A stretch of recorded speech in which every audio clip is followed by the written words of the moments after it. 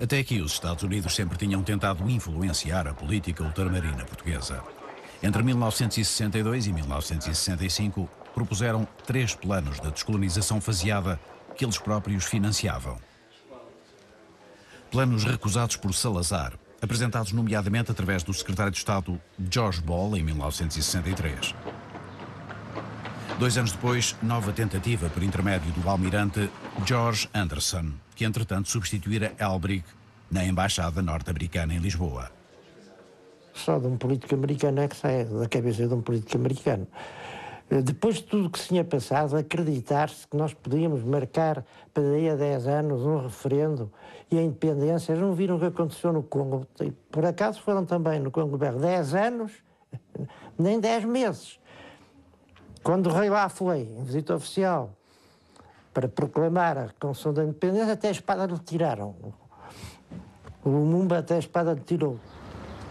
Descolonizações, a do Congo, pela Bélgica e outras, sobretudo o caso da Argélia, onde a França do general de Gaulle era obrigada a negociar a independência do território após 7 anos de guerra, eram exemplos que Portugal rejeitava.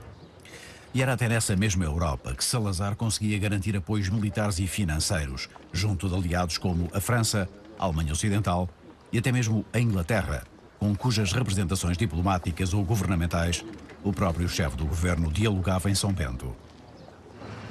Mesmo no âmbito da NATO, o regime conseguia contornar muitos constrangimentos impostos pelas regras da organização, nomeadamente quanto à utilização de material de guerra, o que motivava os protestos dos movimentos africanos. Nous ne disons pas que l'OTAN lui donne ses armes ou ses matériels pour qu'il l'utilise contre nous, mais le fait concret, c'est qu'il utilise ça. Si, par exemple, votre équipe partait à Bissau pour faire un tour chez nous, vous voyagerez dans des avions américains ou allemands, n'est-ce pas, ou dans des hélicoptères français, dans des canonnières françaises, n'est-ce pas, que le Portugal ne peut pas du tout fabriquer chez lui et qu'il utilise contre nous dans la guerre.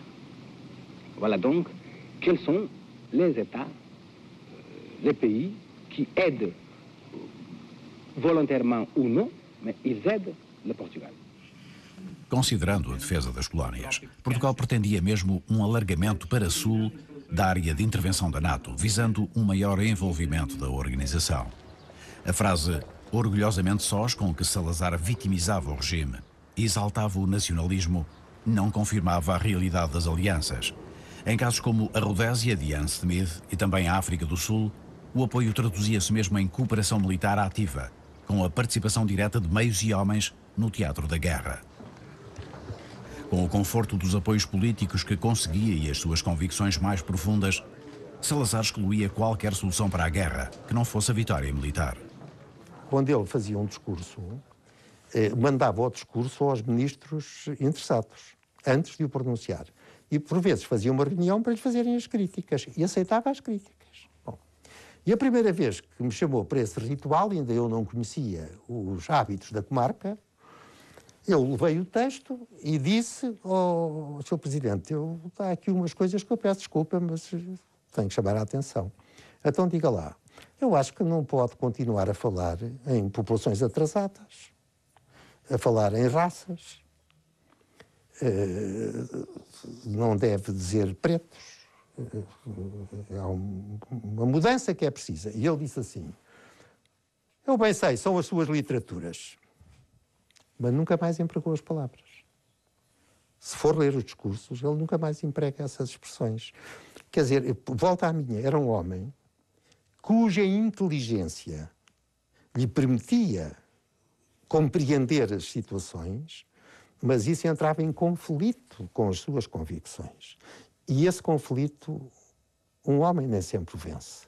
No tempo de Salazar havia uma regra escrita, mas não em documentos oficiais, mas que circulava em termos de circulares confidenciais, de nunca permitir que nos liceus e nas escolas onde estivessem filhos de colonos, houvesse mais que 10% de negros.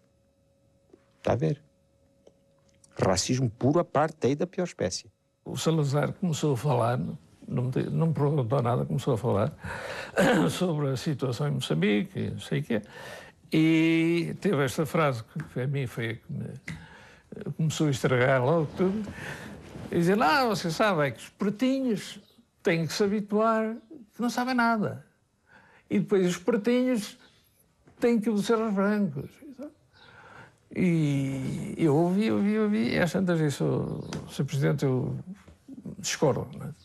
Discordo porque eu conheço muitos brancos, muitos pretos, que são médicos. O presidente de banda do Malawi, por exemplo, mas há muitos. E o Salazar, eu estava assim a falar neste, então, o Salazar olha para o relógio e diz, o senhor tem um avião a apanhar para Londres, não tem?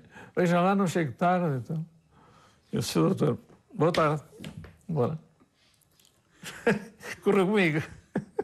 Com Salazar tive um encontro de cerca de 1 hora no dia 17 de abril de 64. Eu disse, eu penso que o grande problema português é Vossa Excelência nunca dizer o que pensa fazer dos territórios africanos. E estou convencido que se Vossa Excelência dissesse que está a encaminhar os territórios africanos para a independência, que toda aquela esgrima das Nações Unidas ia amortecer. E ela também disse, mas repare, é que depois, se eu der isto, vão me pedir isto.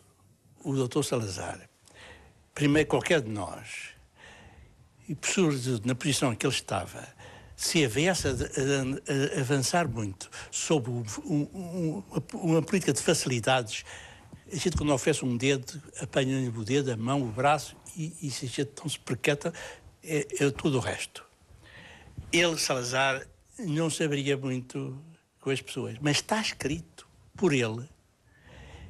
Se quiser, eu vou ali buscar-lhe o livro do Dr. Salazar, da entrevista, em que ele diz a independência é sempre uma condição natural e que a gente está sempre preparado. Simplesmente não se deve marcar prazo. De 64 até 67, se Salazar tivesse mudado de ideia, talvez não tivéssemos caído numa armadilha, porque acreditávamos muito na necessidade de se chegar ao fim de uma maneira negociada e pacífica.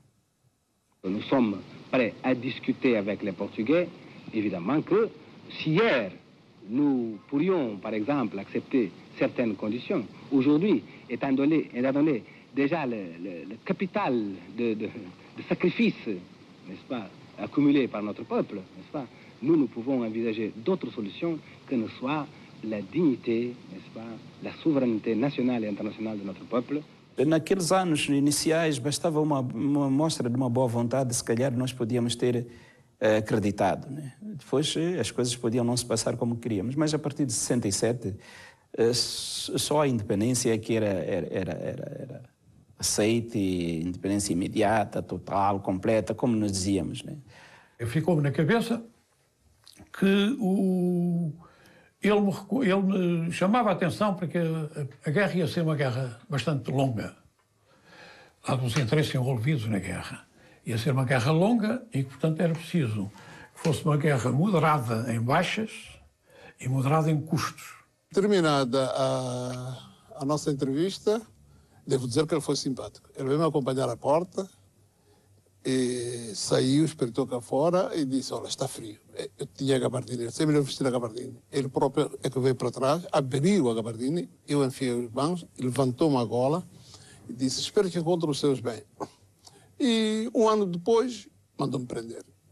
Eu fiquei com a missão que já tinha, que era um homem sincero, um homem que procurava a verdade, um homem que agia em consciência e que se não acertou tudo, é porque nenhum é capaz de acertar tudo. Mas o modo como ele dirigia o país era um modo como eu era capaz de... como eu dirigiria se fosse o primeiro-ministro. Em 65, ela numa empresa, falou para a empresa. Eu não ouvi, mas o nosso presidente Mondlane ouviu. O que ele disse? Não, Salazar disse que o desenvolvimento da nossa província ultramarina portuguesa, Moçambique, já se construiu uma estrada lá calculada, que sai da Reis Marcas até Roma.